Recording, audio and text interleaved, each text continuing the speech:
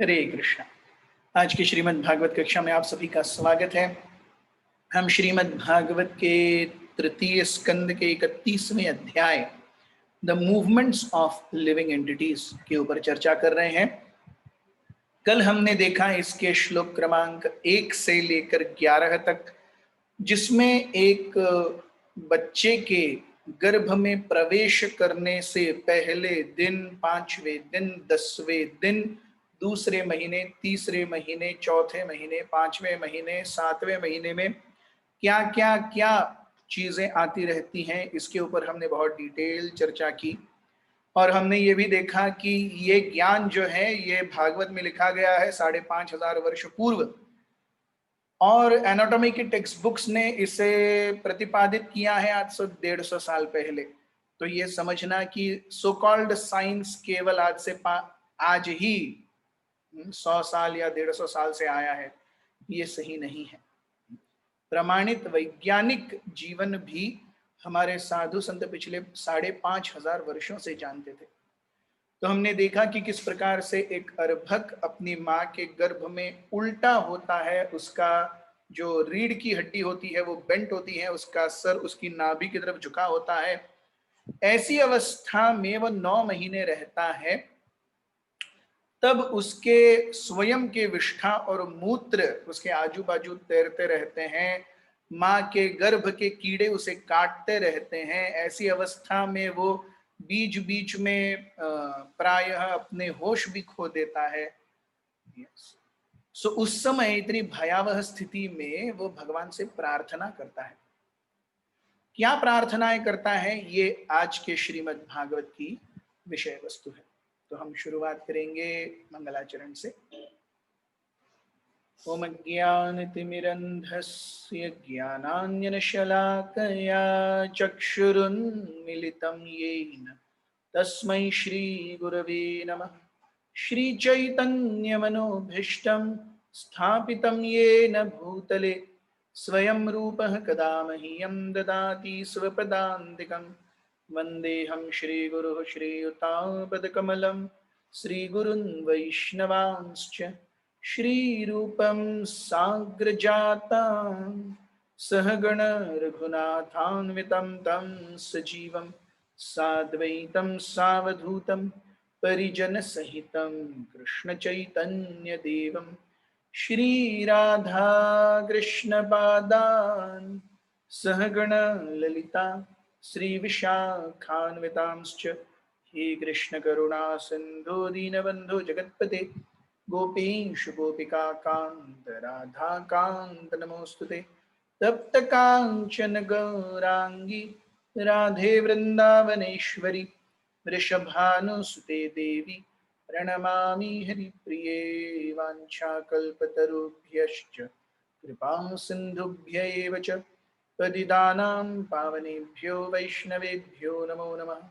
जय श्री कृष्ण चैतन्य प्रभु नित्यानंद श्री अद्वैत गदाधर श्रीवासादि गौर भक्तवृंद। हरे कृष्णा कृष्ण कृष्ण हरे हरे, हरे Ram Ram Ram Hare Hare.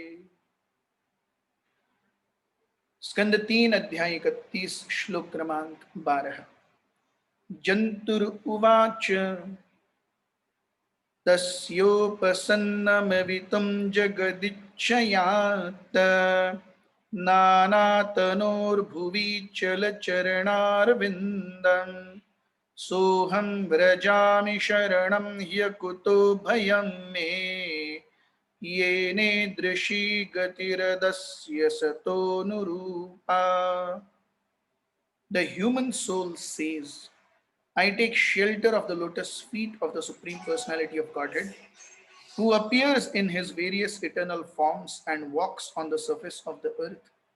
I take shelter of him only because he can give me relief from all fear and form. From him I have received this condition of life, which is just befitting my impious activities.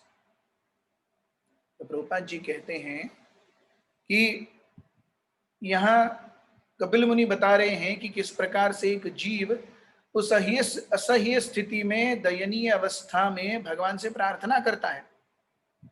और ये प्रार्थना हम भूल गए हैं, हम सभी ने। किसकी बात की जा रही है?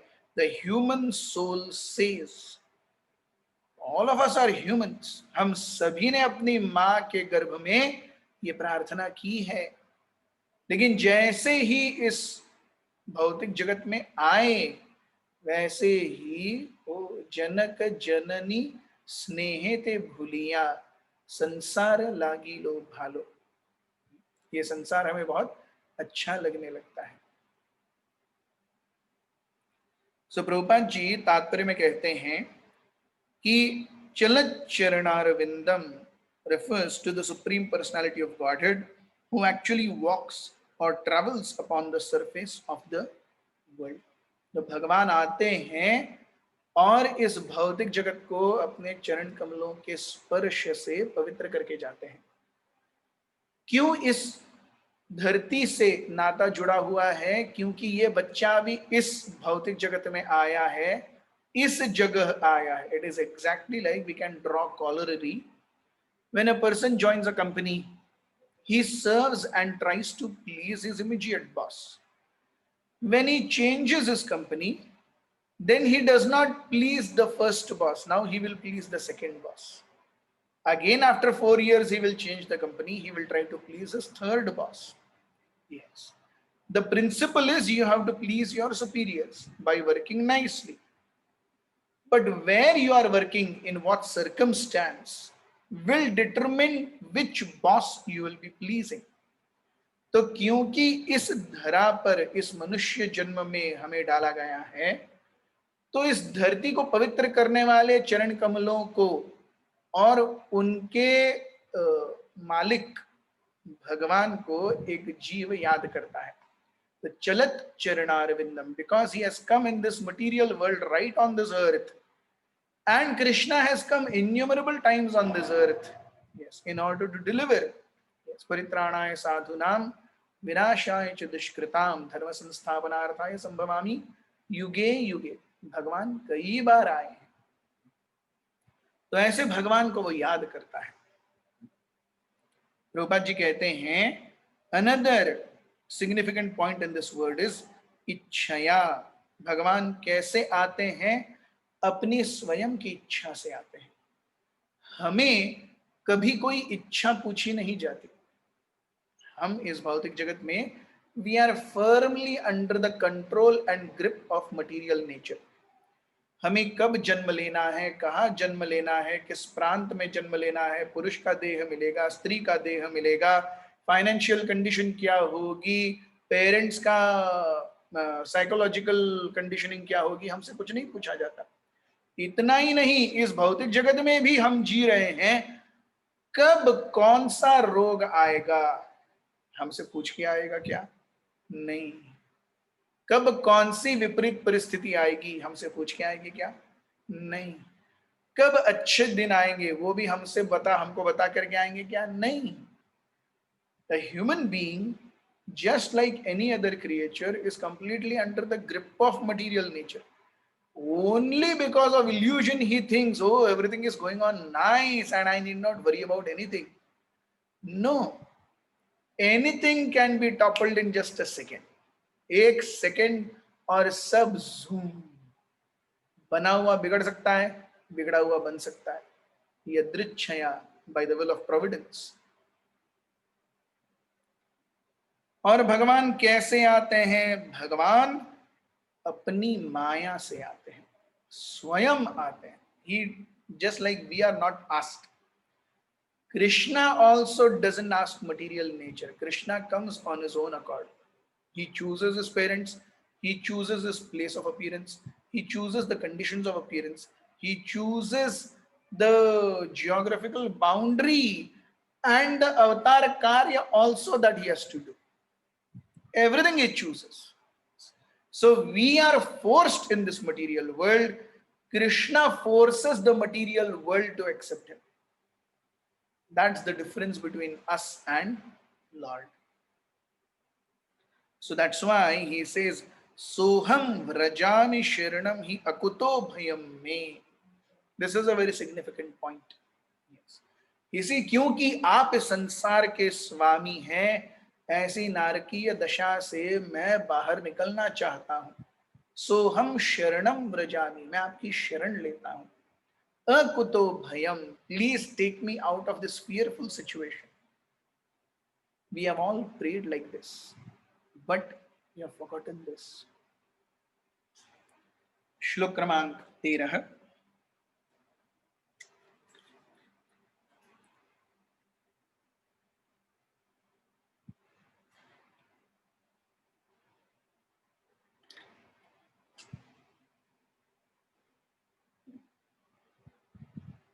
यस्त्वत्र बद्ध इव कर्मभिरावृतात्मा भूतेन्द्रियाशयमयीमवलम्ब्य मायाम् आस्ते विशुद्धमविकारमखण्डबोध मातप्यमान हृदये वसितं Namami. I, the pure soul, appearing now bound by my activities, am lying in the womb of my mother by the arrangements of Maya.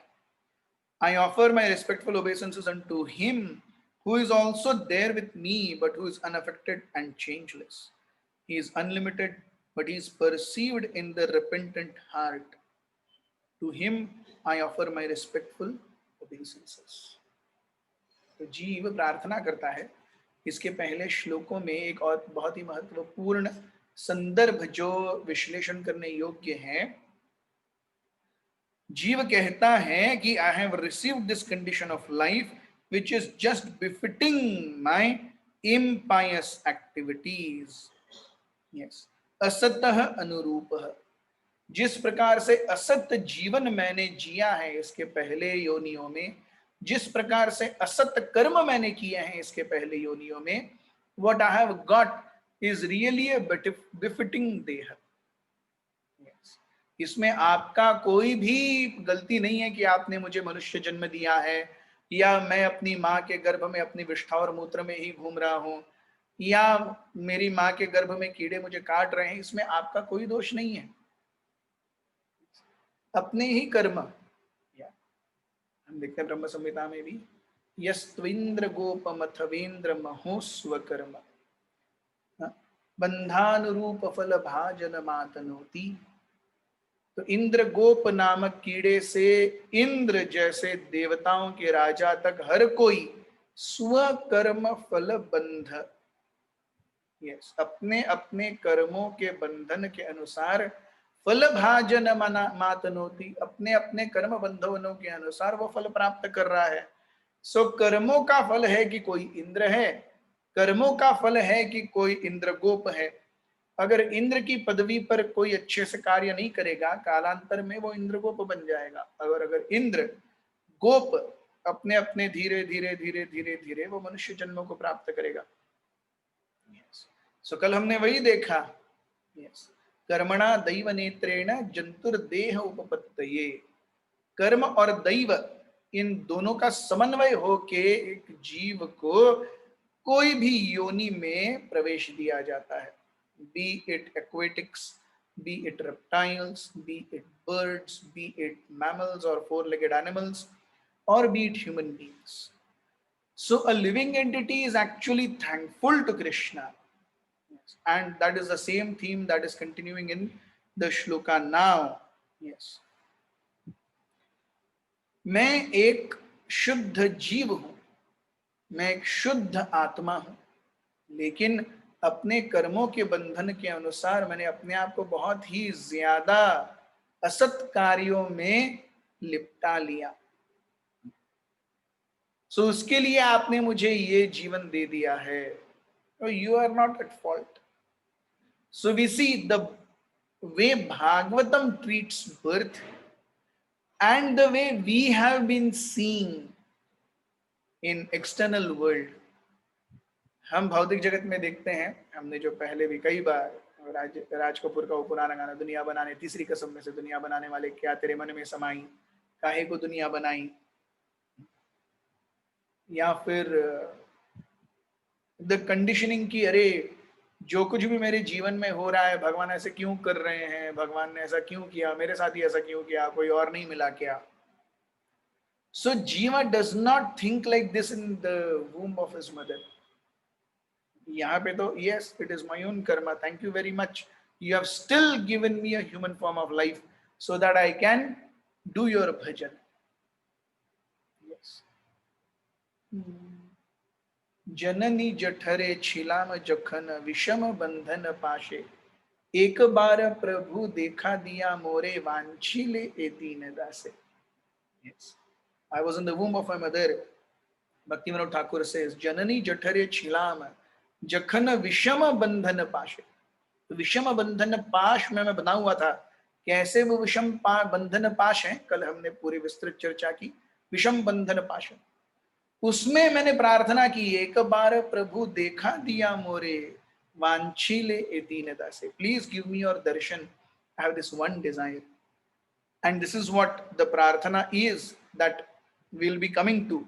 As the prarthanas go ahead, the Jiva will pray to Krishna. Krishna, please give me your darshan. That is the only thing that I request. So we see the essence of Bhagavatam is there in Acharya's poetry. हम जो पिछले 14-15 श्लोकों से पढ़ रहे हैं, 3 line में भक्ति विनोद ठाकुर ने बता दिया. जननी जठरे छिलाम जखन विषम बंधन पाशे एक बार प्रभु देखा दिया मोरे वांछिले ए दीन दास.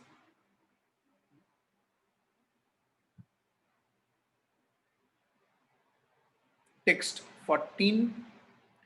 यह पंचभूत रचिते रहित शरीरे छन्नो यथेन्द्रिय गुणार्थ चिदात्मको हम दीना विकुंठ महिमानमृषिं तमीनं वंदे परम प्रकृतिर्पुरुषयो पुमांसम. I am separated from the Supreme Lord because of my being in this material body, which is made of 5 elements, and therefore my qualities and senses are being misused.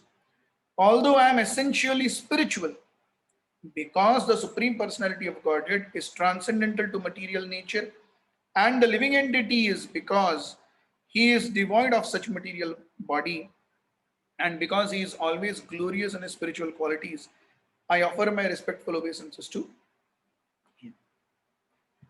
तो देखिए यहाँ पे जीव को अपने अस्तित्व का एहसास है, भगवान के अस्तित्व का एहसास है, और वो ये जानता है कि उसके अस्तित्व में और भगवान के अस्तित्व में अंतर है.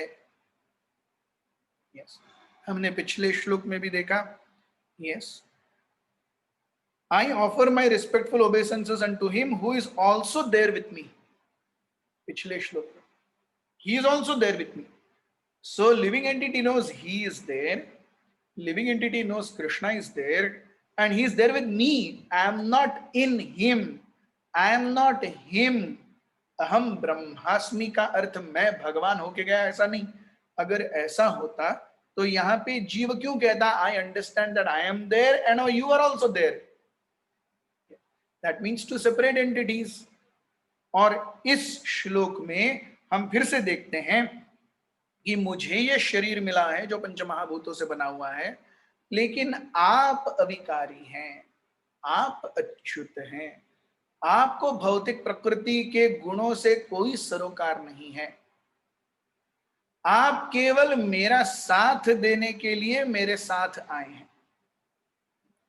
You have just come in this material world so that you can be with me. And when I turn my consciousness towards you, you are always there to guide me. So, two things become very, very evident. दो चीजें यहाँ पे बहुत उभर के आती हैं कि जीव और परमात्मा ये हमेशा अलग हैं. I can never become equal to God. Yes. I am also essentially spiritual, but because of this material body, my senses and my mind are being misused. But that is not the case with you, O Krishna. You have no material body, you have no material senses. There is no question of any misuse. So that is why I am offering my obeisances to him. अगर जीव और भगवान एक ही होते तो यहां जीव कहता I am offering obeisances to myself, I am offering obeisances to him क्यों? I should offer obeisances to me only, because if I am God, जब मायावादी एक दूसरे से मिलते हैं, ओम नमो नारायणाय, तो आप नारायण मैं भी नारायण, एक नारायण दूसरे नारायण की आरती उतार रहे हैं, that is a concept of मायावाद greeting. So Om Namo Narayanaaya. So if that other person is also Narayan, I am also Narayan. So why need to offer obeisances to that Narayan? मैं भी भगवान हूं, वो भी भगवान है. So I should offer obeisances to me only.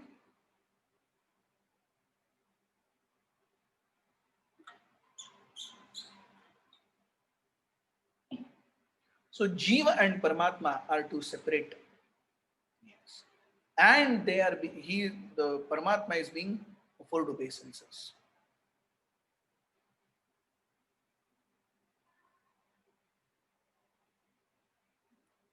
श्लोक क्रमांक 15.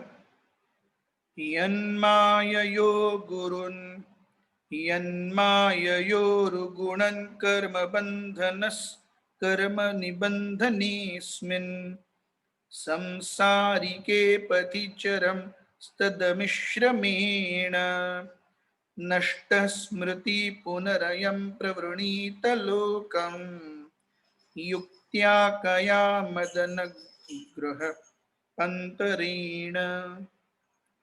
The human soul further prays. The living entity is put under the influence of material nature and continues a hard struggle for existence on the path of repeated birth and death. This conditional life is due to his forgetfulness of his relationship with the Supreme Personality of Godhead. Therefore, without the Lord's mercy, how can he again engage in the transcendental loving service of the Lord? तो जीव भगवान से विमुख होकर के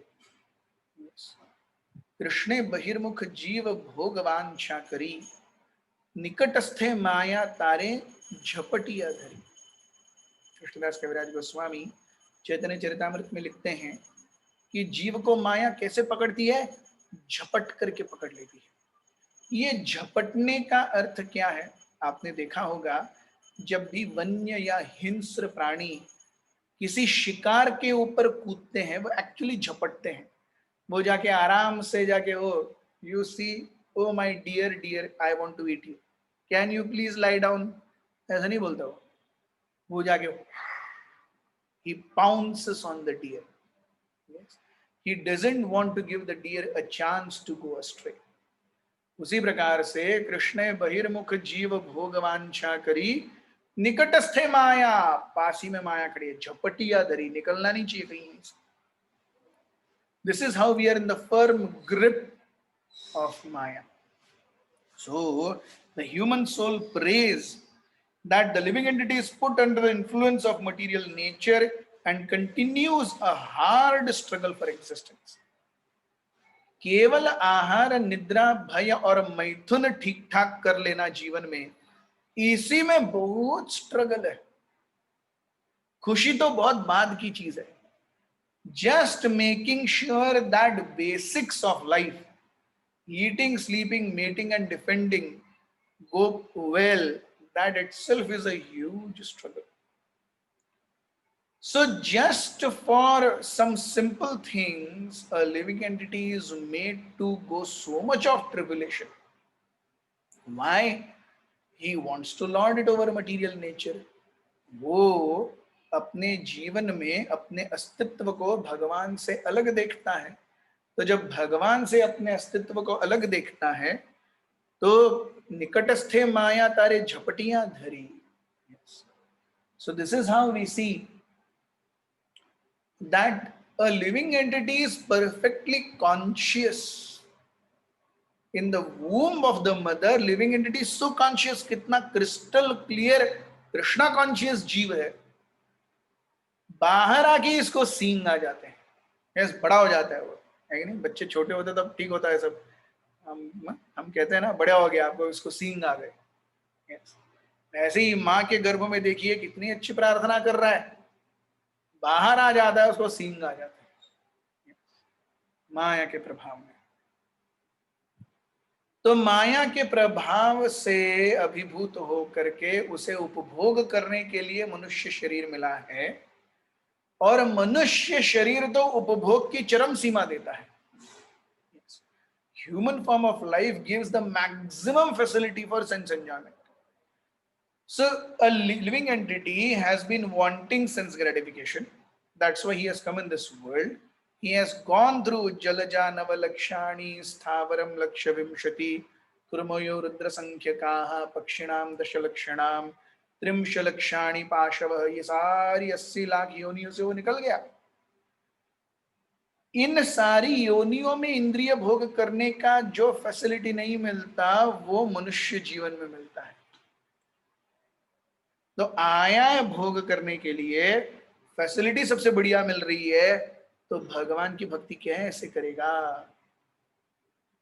कैसे करेगा?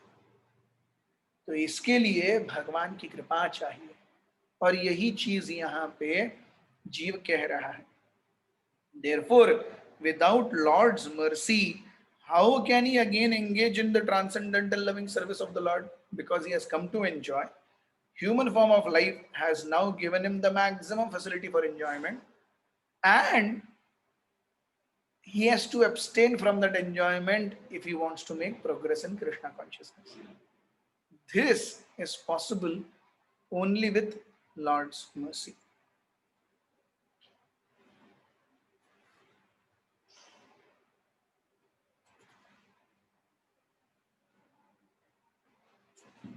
श्लोक क्रमांक 16।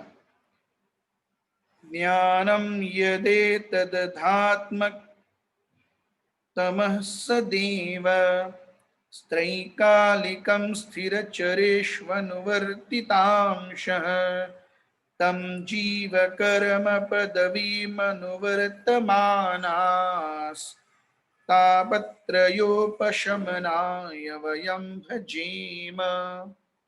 No one other than the Supreme Personality of Godhead, as the localized Paramatma, the partial representation of the Lord, is directing all inanimate and animate objects.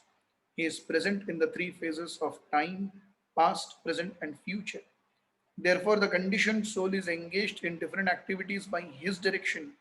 And in order to get free from the threefold miseries of this conditional life, we have to surrender to him only. सो जीव भगवान को, देखिए, इच्छा जीव ने की, लेकिन जीव केवल इच्छा कर सकता है, उसका उपभोग, उस इच्छा का उपभोग जीव अपने आप नहीं ले सकता। This is a very important concept to understand. जीव केवल इच्छा कर सकता है, वो इच्छा पूर्ण होने की स्वीकृति कौन देगा? परमात्मा देगा। परमात्मा के क्या फंक्शंस हैं? उपदृष्टा, अनुमंता च भरता, भोक्ता, महेश्वर। yes. परमात्मे भी चापयुक्तो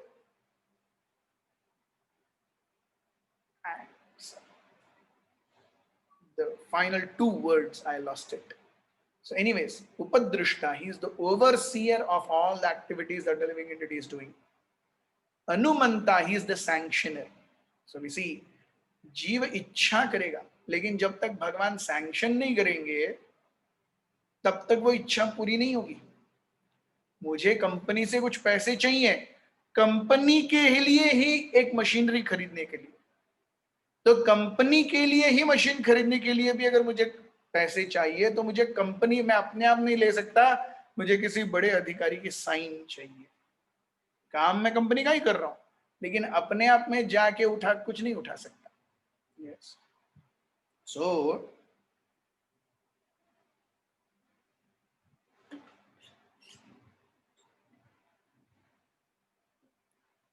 the living entity, under the direction and spell of Maya cast by Krishna, he desired for an independent existence.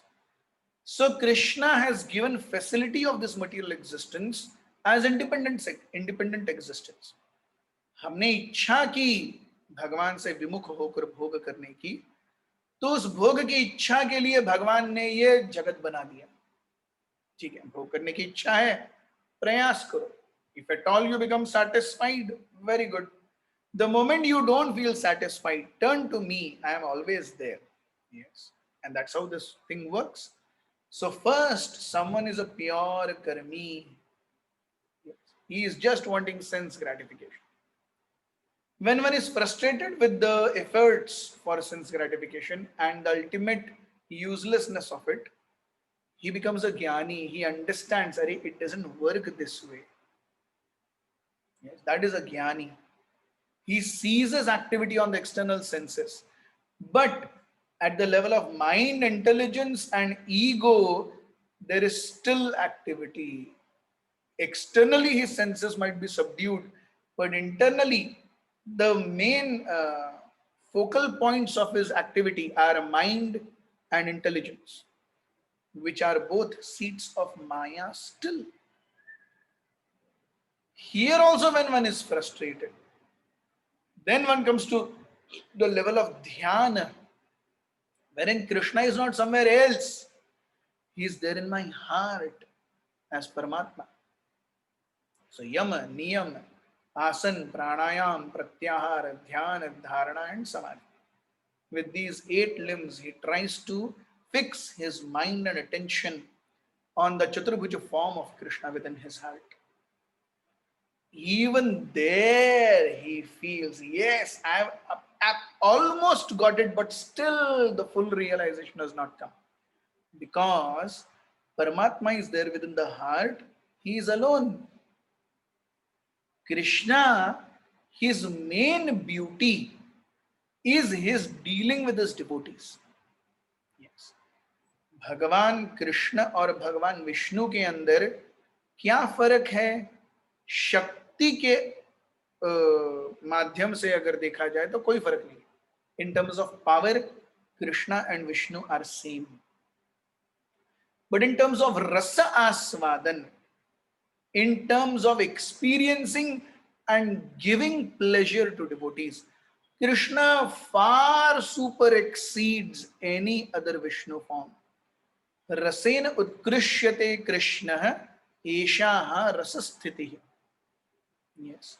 So at the level of rasa experience, Krishna, the way he deals, so what are the 4 aspects that symbolize this rasena utkrishyate?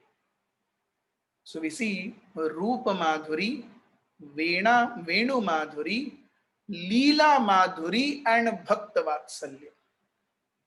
Rupa Madhuri, Venu Madhuri, Leela Madhuri, Bhakta Vatsalya. If we properly pay attention, none of these refers to any power or Shakti. शक्ति की बात ही नहीं है यहाँ पे. रूप की बात है, वेणु की बात है, लीला की बात है और भक्तवात्सल्य की बात है. There is no power game here. In material world, everything is governed by power, Shakti. In spiritual world, everything is governed by rasa, mellow. So what drives this material world is power tussle. What drives spiritual world is experience of rasa. So rasena utkrishyate Krishna eshaha rasasthiti. Amongst these 4 things, Rupa Madhuri, Venu Madhuri, Leela Madhuri and Bhakta Vatsalya, the one quality that stands out even amongst these 4 is Bhakta Vatsalya. The way Krishna reciprocates with his devotees, even Lord Vishnu does not reciprocate. Yes. So this is the super excellence of Krishna, or the original supreme personality of Godhead. Yes. So we see no one other than the supreme personality of Godhead as localized Paramatma, the partial representation of the Lord, is directing all inanimate and animate objects. He is also present in past, present and future. भूत, भविष्य और वर्तमान, इन तीनों में भी भगवान का अस्तित्व विद्यमान है. इन तीनों में भगवान एक जीव की क्रियाकलापों को देखकर उसके आगे के कर्मों की श्रृंखला की कड़ी को जोड़ते रहते हैं और बनाते रहते हैं. So if I have to come out of this, the only way is to surrender to him. Yes. The concept of surrender is the life and soul of the bhakti marg. भक्ति मार्ग का जो प्राण है वो है शरणागति. जब तक शरणागति नहीं है, अब ये शरणागति क्या है इसके ऊपर एक अलग क्लास हो सकता है. लेकिन फिर भी रूप गोस्वामी हमें शरणागति के 6 अंग देते हैं. अनुकूल्यस्य संकल्पः, प्रातिकूल्यस्य वर्जनम, रक्षति इति विश्वासः, गोपतृप्त्वे वर्णम, तथा आत्मनिक्षेप कार्पण्य षड्विधा शरणागति. अनुकूल्यस्य संकल्पः, whatever is favorable for devotional service we should accept immediately. One accepts immediately. Pratikulyasya varjanam, whatever is not favorable for devotional service one rejects. Rakshati iti vishwasah, there is a firm faith within the heart that Krishna will always protect. Gopatruptve varnam tatha, just like the gopis took Krishna as their life and soul, a devotee also takes Krishna to be their life and soul. Atmanikshep, he always feels himself really downtrodden and unworthy of any acceptance of mercy. Karpanya, and because he really feels himself unworthy of any mercy, there is natural humility. So these are 6 different symptoms of Sharanagati, or 6 different angas of Sharanagati. And slowly one must cultivate these angas so that we do not come in our next life and pray like this to Krishna. The Jiva's prayers will continue. We'll discuss more. हम कल और चर्चा करेंगे. हमारे साथ बने रहिए. बहुत बहुत धन्यवाद. ग्रंथराज श्रीमद् भागवत की जय. श्रील प्रभुपाद की जय. उपस्थित गौर भक्त वृंद की जय. निताई गौर प्रेमानंदे. हरि हरि बोल.